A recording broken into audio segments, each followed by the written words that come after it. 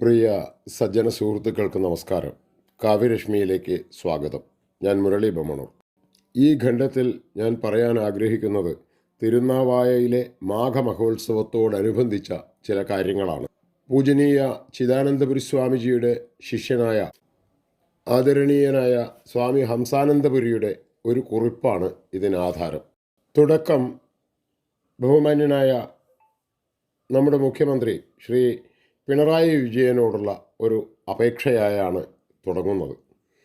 തിരുനാവായയിലെ മാഘമഹോത്സവത്തിന് എല്ലാ തലത്തിലും അനുമതിയും സംരക്ഷണവും നൽകുകയാണ് സർക്കാർ ചെയ്യേണ്ടത്. അതാണ് ശുഭകരം. അല്ലാത്തപക്ഷം കേരളത്തിലെ ഭൂരിപക്ഷ ജനതയുടെ വിപരീത ഭാവനയും വിരോധവും വർദ്ധിക്കുകയും അടുത്ത നിയമസഭാ തെരഞ്ഞെടുപ്പിൽ സർക്കാർ നിലംപതിക്കുകയും ചെയ്യും. അതിനായി ഏതറ്റം വരെയും കേരളത്തിലും അയൽ സംസ്ഥാനങ്ങളിലും ഉള്ള സന്യാസി സമൂഹം പ്രവർത്തിക്കും. അത്തരം ഒരു അപകടകരമായ അവസ്ഥ വേണോ എന്ന് ആഭ്യന്തര റവന്യൂ വകുപ്പ് മന്ത്രിമാർ ചിന്തിക്കുക. അല്ലെങ്കിൽ തന്നെ ശബരിമല വിഷയത്തിൽ അടക്കം കേരള സർക്കാരിനോട് വിപരീത മനോഭാവം സാധാരണ ഹിന്ദുക്കൾക്ക് പോലും രൂപപ്പെട്ടു കഴിഞ്ഞിരിക്കുന്നു. വിഷയം CBI അന്വേഷിക്കണമെന്ന് മാർഗദർശക മണ്ഡലം പത്രസമ്മേളനത്തിലൂടെ സർക്കാരിനെയും സമൂഹത്തെയും അറിയിച്ചിട്ടുമുണ്ട്. കൂടാതെ കേന്ദ്ര ആഭ്യന്തരമന്ത്രി മുൻപാകെ ശബരിമല വിഷയം കൃത്യമായി ബോധിപ്പിച്ചിട്ടുമുണ്ട്. ഇനി മലപ്പുറം ജില്ലയിലെ ഏതെങ്കിലും മുസ്ലിം മതമൗലികവാദികളുടെ സമ്മർദ്ദവും ഭീഷണിയുമാണ് മാഘമഹോത്സവത്തിന് അനുമതി നിഷേധിക്കാൻ കാരണമെങ്കിൽ അത് കേരളത്തെ ഒരു വർഗീയ ചേരിതിരിവിലേക്ക് നയിക്കുന്നതിലൂടെ അധികം ദോഷം ചെയ്യും. അതുകൊണ്ട് കേരളത്തിലെ ഹിന്ദുക്കളുടെ ആത്മാഭിമാനത്തെ പരീക്ഷിക്കുന്ന നടപടികൾക്ക് പകരം ഇക്കാര്യങ്ങളെല്ലാം നല്ലവണ്ണം ചിന്തിച്ച് സന്യാസി സമൂഹത്തിനും ഹിന്ദു സമാജത്തിനും നമ്മുടെ നാടിൻ്റെ സാംസ്കാരിക പൈതൃകത്തിനും അനുകൂലമായി കൃത്യമായ തീരുമാനങ്ങൾ സർക്കാർ എടുക്കണം എന്ന് ബഹുമാനപ്പെട്ട മുഖ്യമന്ത്രിയോട് അഭ്യർത്ഥിക്കുകയാണ്. ഇത്രയുമാണ് സ്വാമി ഹംസാനന്ദപുരിയുടെ കുറിപ്പ്.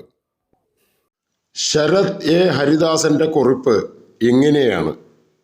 നൂറ്റാണ്ടുകളുടെ പഴക്കമുള്ള വിശുദ്ധമായൊരു ഒത്തുചേരലിന് എല്ലാ ഒരുക്കങ്ങളും പൂർത്തിയായി കഴിഞ്ഞ് അവസാന നിമിഷം അതിന് വിലങ്ങ് വീഴുമ്പോൾ മുറിയുന്നത് കേവലം ചടങ്ങുകളല്ല, മറിച്ച് നമ്മുടെ സംസ്കാരത്തിൻ്റെ വേരുകളാണ്. നദീതീരം എന്നത് അളന്നു തിരിച്ച് അതിര് നിശ്ചയിക്കേണ്ട വെറും മണ്ണല്ല. അത് തലമുറകളുടെ വിശ്വാസവും ചരിത്രവും സത്വബോധവും ഒന്നിച്ചൊഴുകുന്ന ജീവസുറ്റ മഹാസങ്കേതമാണ്. ആ പൈതൃകത്തിൻ്റെ ആഴമറിയാതെ ഇത്തരം സംഗമങ്ങൾക്ക് വിഘ്നം വരുത്തുന്നതിന് കാരണം തൽപരകക്ഷികൾ പാരമ്പര്യത്തെ കരുതലോടെ കാക്കേണ്ട നിധിയായിട്ടല്ല, മറിച്ച് വഴിയിലെ തടസ്സമായി കാണുന്നതുകൊണ്ടാണ്. തിരുനാവായയിലെ മഹാമാഘമഹോത്സവം വെറുമൊരു ആഘോഷമല്ല. അത് നിളയോടും നവാമുകുന്ദ സങ്കേതത്തോടും ചേർന്ന് നിൽക്കുന്ന മാമാങ്കത്തിൻ്റെ സ്മരണകൾ ഇരമ്പുന്ന പുരാതനമായൊരു താളത്തിൻ്റെ വീണ്ടെടുപ്പായിരുന്നു. എവിടെ നിന്നോ കടം കൊണ്ട ഒരാഘോഷമല്ലിത്. ഈ മണ്ണിൻ്റെ ആത്മാവിൽ നിന്ന് കിനിഞ്ഞു വന്നതാണ്. മാസങ്ങൾ നീണ്ട തയ്യാറെടുപ്പുകൾക്ക് ശേഷം അവസാന നിമിഷം സാങ്കേതികതയുടെ പേരിൽ തടസ്സങ്ങൾ ഉയർത്തുന്നത് പുഴയോടുള്ള സ്നേഹം കൊണ്ടല്ല, മറിച്ച് നൂറ്റാണ്ടുകളായി ഈ തീരത്തെ ആരാധനാപൂർവം സമീപിക്കുന്ന മനുഷ്യരോടുള്ള തികഞ്ഞ അവഗണനയായാണ് അനുഭവപ്പെടുന്നത്. പ്രകൃതി സംരക്ഷണവും ആത്മീയമായ തുടർച്ചയും പരസ്പര വിരുദ്ധങ്ങളല്ല, ഒരിക്കലും ആയിരുന്നിട്ടുമില്ല. ഈ നാടിൻ്റെ പവിത്രമായ ആചാരങ്ങൾ രൂപപ്പെട്ടത് തന്നെ നദികളെ സംരക്ഷിച്ചുകൊണ്ടാണ്. കയ്യേറ്റങ്ങളെക്കുറിച്ചുള്ള വേവലാതികൾ ചർച്ചകളില്ലാതെ പെട്ടെന്ന് ഒരു നാൾ പ്രകടിപ്പിക്കപ്പെടുമ്പോൾ അത് നൽകുന്ന സന്ദേശം കയ്പുള്ളതാണ്. ശ്രദ്ധയോടെ ചുവടുവെക്കുമ്പോഴും വിശ്വാസത്തിന് ധർമ്മത്തിന് എന്നും സ്ഥാപിത താൽപ്പര്യങ്ങളുടെ ആക്രമണങ്ങൾ ഏറ്റുവാങ്ങേണ്ടി വരുന്നു എന്നത് നദികളെയോ ആചാരങ്ങളെയോ തടഞ്ഞു വെച്ചല്ല ഒരു സംസ്കാരം നിലനിൽക്കേണ്ടത്, മറിച്ച് കർത്തവ്യത്വ ഭക്തിയുമായി ഇണക്കി ചേർത്തുകൊണ്ടാണ്. ഏകപക്ഷീയമായ ഇത്തരം നിരോധനങ്ങൾ ആ ലയത്തെ ഇല്ലാതാക്കുന്നു. സാധാരണക്കാരായ ഭക്തരുടെ മനസ്സിൽ ഇന്നുയരുന്ന മൗനമാണ് ഏറ്റവും വലിയ നൊമ്പരം. അവർക്കിത് കലണ്ടറിലെ കുറേ തീയതികളല്ല, മറിച്ച് കാലപ്രവാഹത്തിൽ എന്നോ നഷ്ടപ്പെട്ടു പോയ ഒന്ന് തിരികെ വരുന്നത് കാത്തിരുന്ന സമയമാണ്. സഹാനുഭൂതിയില്ലാതെ ആ കാത്തിരിപ്പിനെ തടയുമ്പോൾ അവരനുഭവിക്കുന്നത് തിരുത്തലല്ല, തിരസ്കാരമാണ്.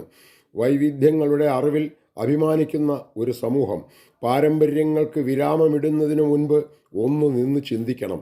ഓരോ കാൽവെപ്പിനും കാതോർക്കണം. പൈതൃകം എന്നത് വെറുമൊരു ഫയലല്ല, അതൊരു വിളക്കാണ്. അണഞ്ഞു പോകാതെ വളരെ സൂക്ഷ്മതയോടെ ചേർത്ത് പിടിക്കേണ്ട ഒരു കെടാവിളക്ക്. ഇതിൻ്റെ വെളിച്ചത്തിലാണ് ഇവിടെ സകലതും ഉണ്ടായതും ഇന്നുള്ളതും. അതുകൊണ്ട് ഈ തടസ്സങ്ങളിൽ മനം മടുക്കുന്ന നമുക്ക് വേണ്ടത് നിരാശയല്ല, മറിച്ച് അചഞ്ചലമായ മനക്കരുത്താണ്. തീർത്ഥയാത്രകൾ ഒരിക്കലും ഒത്തുവന്ന സാഹചര്യങ്ങൾക്കോ ഭരണകൂടത്തിൻ്റെ അനുമതി പത്രങ്ങൾക്കോ വേണ്ടി കാത്തുനിന്നിട്ടില്ല. വിശ്വാസത്തിൻ്റെയും അച്ചടക്കത്തിൻ്റെയും ആത്മബലത്തിൻ്റെയും കരുത്തിലാണ് അവ എന്നും മുന്നോട്ട് നീങ്ങിയിട്ടുള്ളത്. പ്രതിബന്ധങ്ങൾ ഉയരുമ്പോൾ പിന്തിരിയുകയല്ല വേണ്ടത്, മറിച്ച് അന്തസ്സോടെയും ആത്മസംയമനത്തോടെയും ലക്ഷ്യബോധത്തോടെയും മുന്നേറുകയാണ് വേണ്ടത്. അഹിംസയിലും ശുദ്ധിയിലും പുഴയോടും ഈ മണ്ണിനോടുമുള്ള ആദരവിലും ഊന്നിക്കൊണ്ട് ഈ സംഗമം ആചാരത്തിലും അനുഷ്ഠാനത്തിലും നടക്കും.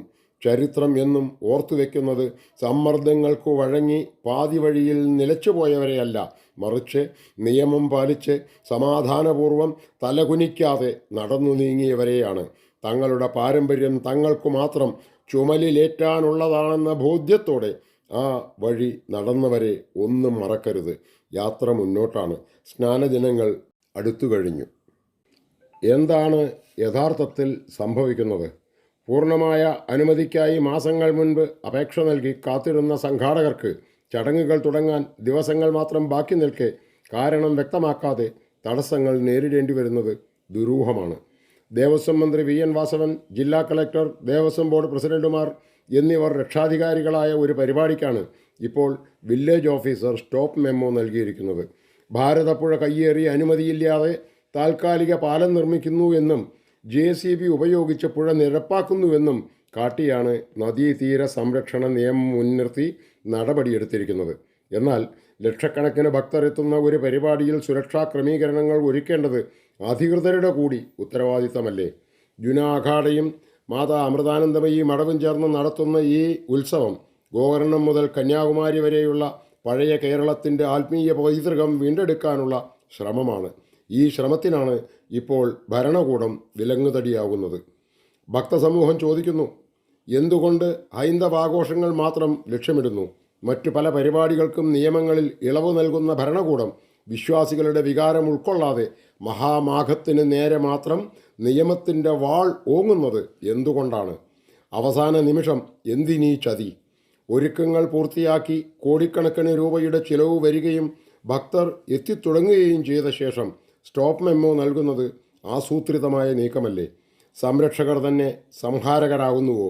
സംസ്കാരവും പൈതൃകവും സംരക്ഷിക്കേണ്ട വകുപ്പുകൾ തന്നെ വിശ്വാസികളെ ബുദ്ധിമുട്ടിക്കുന്നത് ജനാധിപത്യത്തിന് ചേർന്നതാണോ? ഒന്നിച്ചു നിൽക്കാം ഈ അനീതിക്കെതിരെ. ഭക്തലക്ഷങ്ങളുടെ മനസ്സ് മുറിപ്പെടുത്തുന്ന ഈ നടപടി പിൻവലിക്കാൻ സർക്കാർ തയ്യാറാവണം. ഹൈന്ദവ സമൂഹത്തിൻ്റെ സാംസ്കാരിക അവകാശങ്ങളെ അടിച്ചമർത്താനുള്ള നീക്കങ്ങളെ നാം ഒറ്റക്കെട്ടായി പ്രതിരോധിക്കേണ്ടതുണ്ട്. ആചാരങ്ങൾ സംരക്ഷിക്കപ്പെടണം, വിശ്വാസം മുറിപ്പെടരുത്. സമാധാനപരമായ ഈ പ്രതിഷേധം അധികാരികളുടെ കണ്ണു തുറപ്പിക്കട്ടെ.